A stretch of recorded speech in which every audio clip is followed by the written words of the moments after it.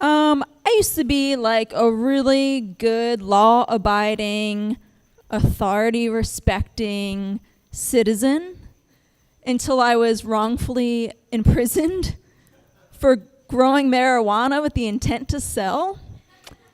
I was in college. I was junior year of college, and I was like in the summer, and I was sitting there one day in my SpongeBob SquarePants pajamas, eating a bowl of Lucky Charms, and I'd noticed there was like a helicopter over the house for like a week.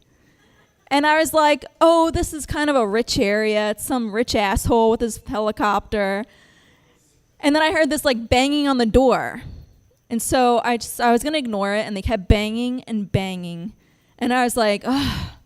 So I go to the door, and it's two state troopers. I lived in Pennsylvania, as you could figure out from my bio. And the one is the bad cop, and the other one is the good cop. Trooper Cruz was the bad cop. And he was like, do you live here? And I was like, well, I don't own it, but yes, I live here. And he was like, so you're a fucking squatter.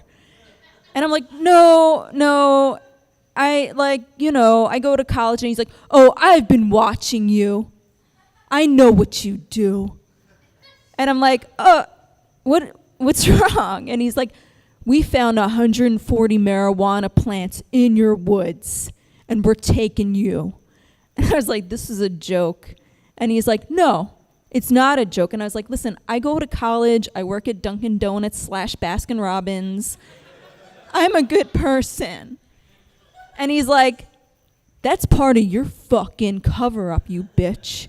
And I was like, so he gets like a radio call, and one of the other state troopers, at this point, like state troopers are coming out of the woods with fistfuls of pot plants and machetes. And I'm like, this is real. So like he goes back to the woods because someone radioed him, and they're like, you're not going to believe what we found. And I'm like, oh my God, it's getting worse. So he leaves me there with the good cop, and the good cop is like super cute. They're both really cute. But the good cop was like, listen, hey, don't cry. And I was like, well, how long do you go to jail for this? And he was like, 10 to 15 years.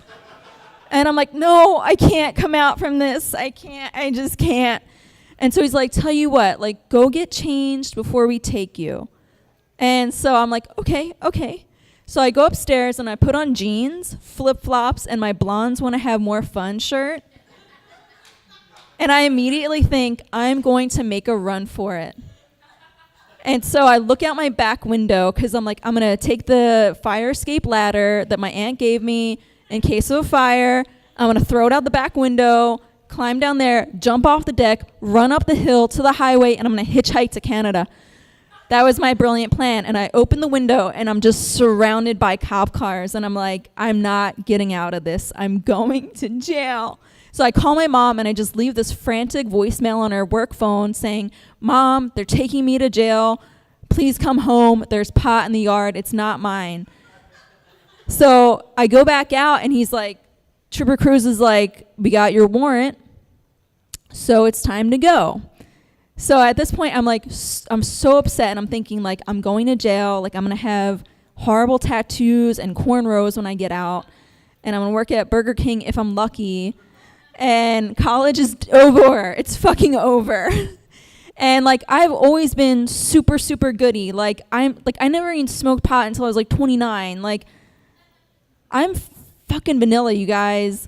And so, like, luckily the good cop put the cuffs on me, so they weren't as tight as I'm sure Trooper Cruz would have put them on, way tighter. They put me in the car, and they take me to Graterford Prison. And when you're accused of such a high crime, like, you don't just go to, like, the little rinky-dink, like, drunk tank in the town. Like, they take you to, like, a serious prison, and they hold you there unless you have bail. Like, and the bail was set at $40,000. My parents did not have the bail money. It was kind of like a Christmas list. It was like, do you want to get out on bail, or do you want a good lawyer? So I was like, I'll take a good lawyer. So I spent 2 weeks in a prison before my preliminary trial, and it was so insane. Like, I definitely did not fit into prison.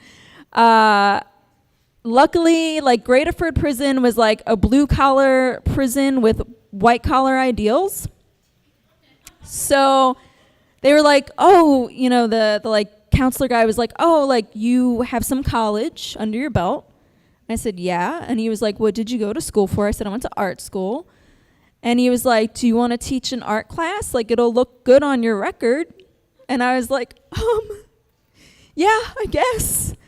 So they like let me teach this super low budget, shitty art class where like nobody gave a shit that they were there. So it was basically like I was a high school art teacher. And the one day, like, it was very easily mapped to like a high school. Like, there was the bully, like, everybody was kind of disgruntled and like moody. There were some like shaky, like nerdy kids. That was me. You had to like figure out where you're gonna sit during your meals. And the shower time, since everybody asks about that, the showering time was like a 24-hour fitness in Hollywood.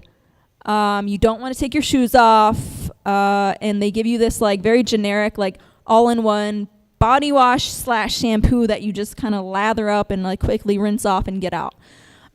So super gross.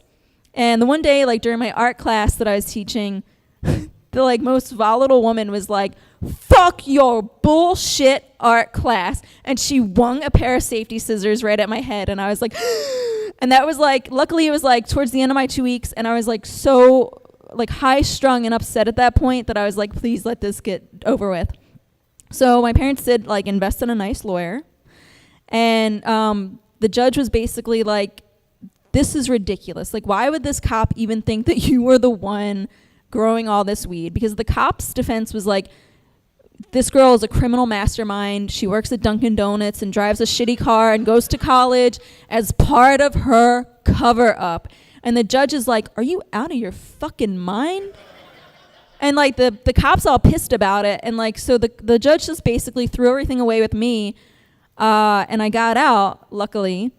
Cut to like a year later, I read in the newspaper that this insane state trooper, he was fired because he had so many of these weird things that he would do like that. And like he went to bust what he thought was like a meth house. And it was not in fact a meth house at all. And some random poor son of a bitch was there. And like he curb stomped this dude thinking that this guy was like a meth manufacturer. So like, yeah. So like I totally say fuck authority at this point and do not get prison tattoos. That's forever. That's my story.